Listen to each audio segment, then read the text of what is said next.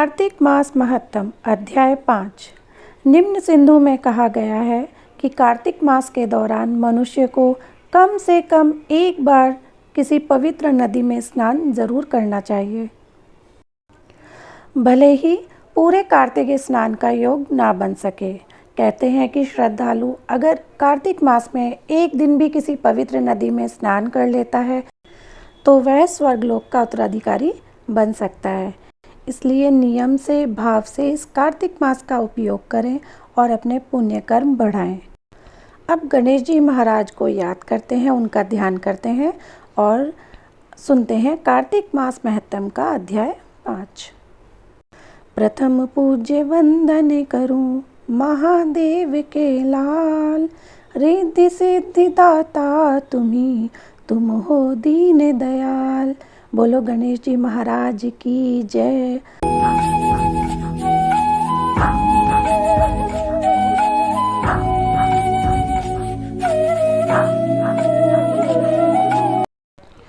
कार्तिक तथा अन्य मासों में किए जाने वाले इन पवित्र व्रतों की जानकारी प्राप्त करने के बाद नारद जी के मन में यह जानने की अभिलाषा जागी कि कार्तिक मास के लिए सर्वश्रेष्ठ व्रत कौन सा है। उन्होंने इस बारे में ब्रह्मा जी से पूछा। ब्रह्मा जी ने उत्तर में कहा, हे पुत्र, अब मैं तुम्हें उस परम गोपनीय और अटल फलदायी नक्त व्रत के बारे में बताता हूँ जो सुख, सौभाग्य और मोक्ष के साथ साथ स्त्रियों को अटल सुहाग भी देता है। परम पवित्र और पापनाशक इस नक्त व्रत को विधिवत करने से सौभाग्यवती स्त्रियां मनवांछित फल पाती हैं। इसीलिए यह नक्त व्रत सौभाग्यवती स्त्रियों को अवश्य ही करना चाहिए। इस व्रत की इतनी महत्ता सुनकर नारद जी के हृदय में इसके विधि विधान को जानने की अभिलाषा जागृत हुई। नारद जी की जिज्ञासा शांत करते हुए ब्रह्मा जी ने मुस्कुराकर कहा, वत्स, यह अति गोपनीय और देव दुर्लभ व्रत है, परंतु तुम्हारे से स्नेह और लोक कल्याण की भावना से कार्तिक मास के इस विशिष्ट व्रत के बारे में मैं बतलाता हूँ। व्रत करने वाला आश्विन शुक्ल पूर्णमासी को प्रातःकाल उठकर शौच आदि से निवृत्त होकर दंत मंजन आदि करे। इसके बाद 2 नदियों के संगम, नदी, सरोवर, कुंड अथवा कुएं पर या फिर घर में ही स्नान करे। व्रत के एक दिन पहले सिर नहीं धोवे और व्रत वाले दिन विधि पूर्वक स्नान करे और पवित्र भावना से विधाता का स्मरण करे तथा व्रत का संकल्प इस प्रकार करे, हे जगत के रचयिता और कर्ता, आप कृपा करके मेरे पतिदेव की रक्षा करें तथा मेरी संतान की वृद्धि कीजिए। और फिर सूर्य जाप करके सूर्य को नतमस्तक प्रणाम करें।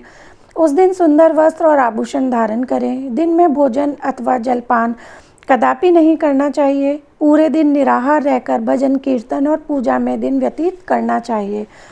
पूजन विधि के बारे में ब्रह्मा जी ने कहा कि सायंकाल में हमारी चांदी के पात्र में दूध डालकर पूजा करनी चाहिए। सोना, चांदी, तांबा अथवा मिट्टी की ब्रह्मा जी की प्रतिमा बनावें, उसको लाल वस्त्र पहनावें और विधि पूर्वक पूजन करें। चांदी के पात्र में रखे हुए दूध को इस सोने की मतनी से मथें। साथ ही यह प्रार्थना करें कि हे ब्रह्मा जी, मुझे भोग आदि के लिए गौ प्रदान करके मेरी संपत्ति की वृद्धि करिए। मेरे पतिदेव को धन धान्य युक्त और चिरायु कीजिए तथा बहुत से दास दासियां प्रदान कीजिए। इसके पश्चात ब्राह्मण को भोजन करावें और अपने कुल के वृद्धों और वृद्धाओं को बहुत स्वादिष्ट पकवान खिलाकर उनकी आत्मा को तृप्त करें। फिर तारों को देखकर स्वयं भी भोजन करें। यह अश्विन पूर्णमासी को किए जाने वाला ब्रह्मा जी का नक्त व्रत है। यह व्रत सब प्रकार के पापों का नाश करने वाला, समस्त कामनाओं को पूर्ण करने वाला तथा ज्ञानी पुरुषों को मुक्ति देने वाला है। भगवान जप, तप तथा तीर्थ स्थान से उतने प्रसन्न नहीं होते जितने कि इस व्रत से होते हैं। जो ब्रह्मा जी के आगे इस दिन कपूर जलाता है उसको बड़े वृक्षों और गौओं के दान का फल मिलता है तथा उसके कई कुल बैकुंठ में वास करते हैं। जो केसर तथा कस्तूरी सहित कपूर अर्पण करता है उसे कई वंश ब्रह्मलोक को प्राप्त होते हैं। जो स्त्री इस दिन वस्त्र दान करती है वह कपड़े के सूत्रों की लड़ियों के बराबर करोड़ों वर्ष वैकुंठ में वास करती है। जो गहने दान करती है उसको ब्रह्मलोक की प्राप्ति होती है। जो स्त्री हृदय में ब्रह्मा जी का नाम लेती है और मस्तक पर निर्माल्य धारण करती है, वह सदैव सौभाग्यवती और पतिव्रता बनी रहती है। इस व्रतधारी को अश्विन शुक्ल पूर्णमासी को स्नान पूजन कर ब्राह्मणों को भोजन तथा वृद्धजनों को पूजन करना चाहिए। सायंकाल ब्रह्मा जी का पूजन कर प्रार्थना कर, हे ब्रह्म विदाता, यह व्रत मैंने आपके निमित्त किया है, अतः इसमें किसी प्रकार की कोई कमी हो तो उसको आप स्वयं ही पूरी कर ले।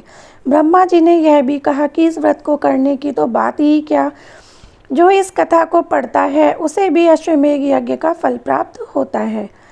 नारद मुनि कहने लगे कि हे पितामह, हे ब्रह्मा जी, मुझे श्री हरि विष्णु की प्रिय तुलसी जी की महिमा भी बतलाइए। ब्रह्मा जी कहते हैं कि कार्तिक मास में जो भक्त प्रातःकाल स्नान करके पवित्र हो कोमल तुलसी दल से भगवान दामोदर की पूजा करता है, वह निश्चय ही मोक्ष पाता है।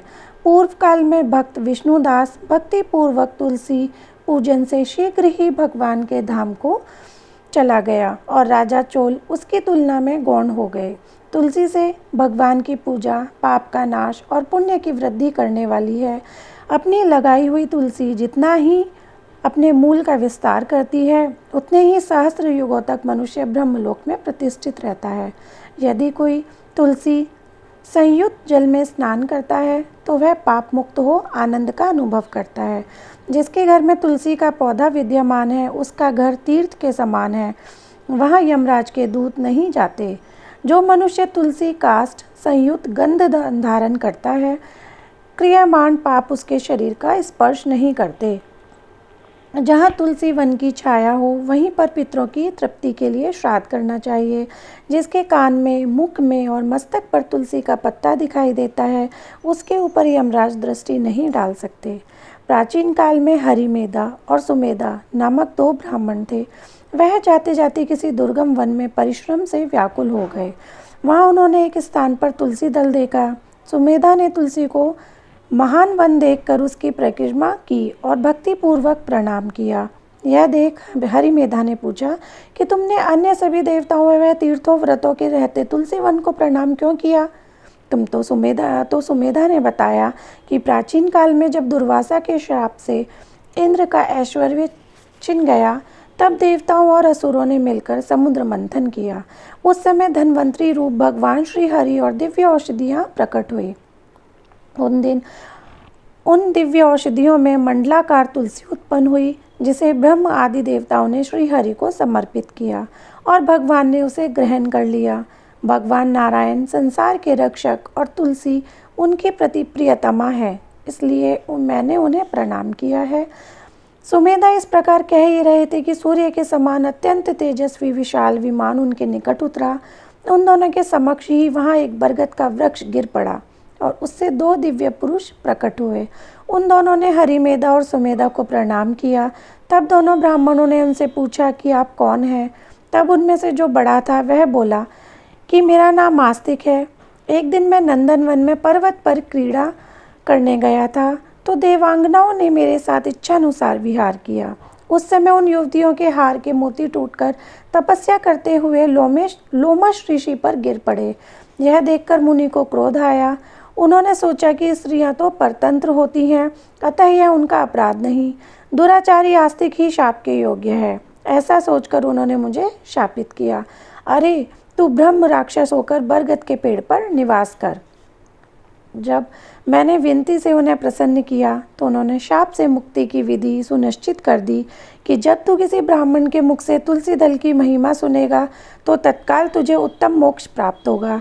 इस प्रकार मुक्ति का शाप पाकर मैं चिरकाल से इस वट वृक्ष पर निवास करता था। आज देववश आपके दर्शन से मेरा छुटकारा हुआ है। तत्पश्चात वे दोनों श्रेष्ठ ब्राह्मण परस्पर पुण्यमयी तुलसी की प्रशंसा करते हुए तीर्थ यात्रा को चल दिए। इसलिए भगवान विष्णु को प्रसन्नता देने वाले इस कार्तिक मास में तुलसी की पूजा अवश्य करनी चाहिए। तो फ्रेंड्स, यहाँ समाप्त होता है कार्तिक मास महत्तम का अध्याय 5 और अब हम कल कार्तिक मास महत्तम का अध्याय 6 सुनेंगे। बस फ्रेंड्स, वीडियो समाप्त होने से पहले हमेशा की तरह बस आपसे एक अनुरोध करना चाहूँगी कि अगर आपको मेरी वीडियो अच्छी लगती है तो प्लीज़ उसको लाइक करो। अगर आप मेरे चैनल पर पहली बार आए हैं तो मेरे चैनल को सब्सक्राइब किए बिना बिल्कुल मत जाना। उसके साथ जो बेल आइकन है उसको भी प्रेस कर देना, ताकि मेरी न्यू वीडियोज़ की नोटिफिकेशन आपको मिलती रहे। और बस फ्रेंड्स, वीडियो अच्छी लगती है तो उसको शेयर भी ज़रूर करो, क्योंकि सनातन धर्म है, इसको जितना प्रचार प्रसार करेंगे उतना ही अच्छा है। जितना हम लोगों को जागरूक कर सकते हैं उतना ही अच्छा रहेगा। तो बस फ्रेंड्स, अब मैं मिलती हूँ आपसे कल एक नई वीडियो और एक नए अध्याय के साथ। तब तक के लिए हरे कृष्ण, राधे राधे। और बोलो विष्णु भगवान की जय, बोलो लक्ष्मी मैया की जय।